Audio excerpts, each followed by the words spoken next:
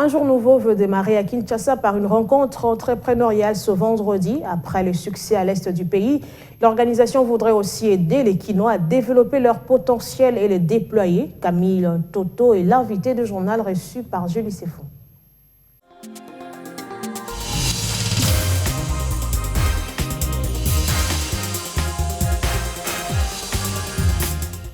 Un jour nouveau, cette organisation dont la mission est d'aider chaque personne à découvrir, développer et déployer son potentiel.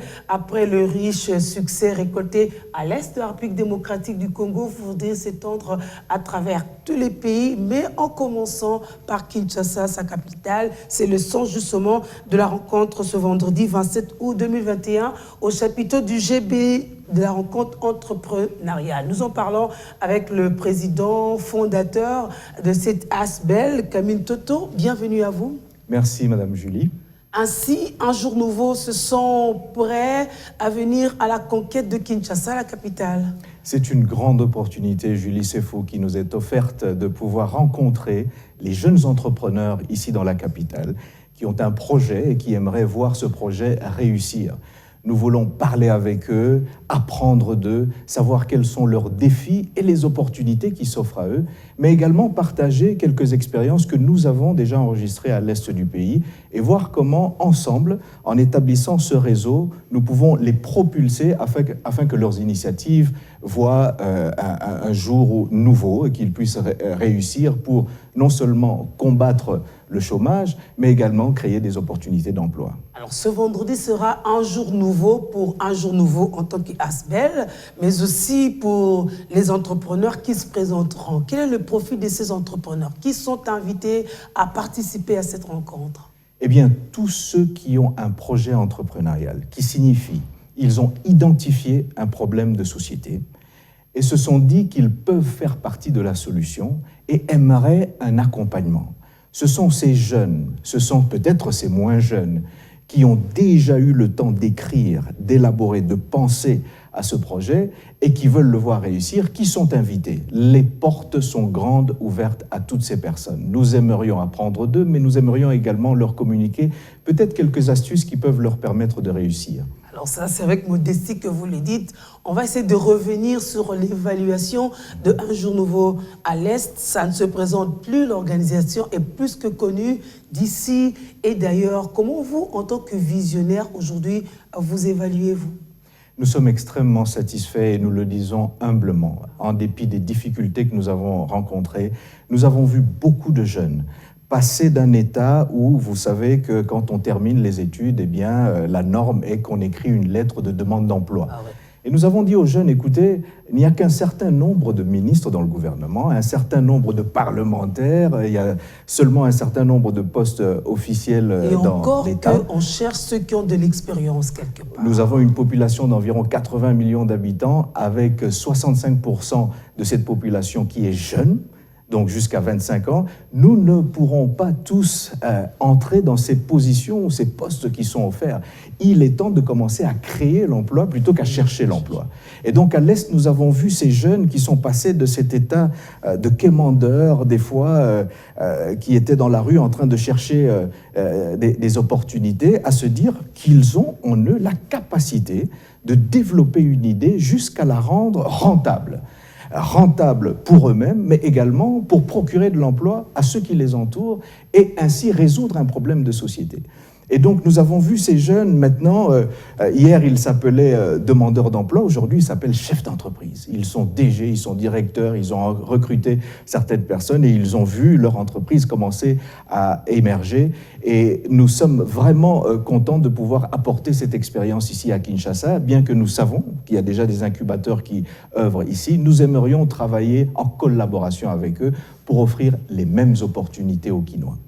Pensez-vous que l'expérience de l'Est, parce que l'Est, on peut se dire que les jeunes ont aussi développé une certaine résilience par rapport au contexte économique, lié au climat et tout, mais est-ce que vous pensez qu'il peut y avoir un dénominateur commun entre ces jeunes de l'Est et ces jeunes de la capitale? Julie, je crois que le dénominateur commun, c'est que ce sont des Congolais qui ne se voient plus comme étant le problème de la RDC, mais comme la solution de la RDC. Je crois qu'ils ont ce dénominateur commun qui se dit que ce Congo, ce pays grand, beau et majestueux, a besoin de Congolais entrepreneurs pour le développer. Pendant longtemps, on a tendu la main à l'Occident, la communauté internationale, les pays riches, industrialisés, en pensant que notre développement viendrait d'eux. Eh bien, après des décennies, nous nous sommes aperçus que le développement du Congolais dépend du Congolais lui-même.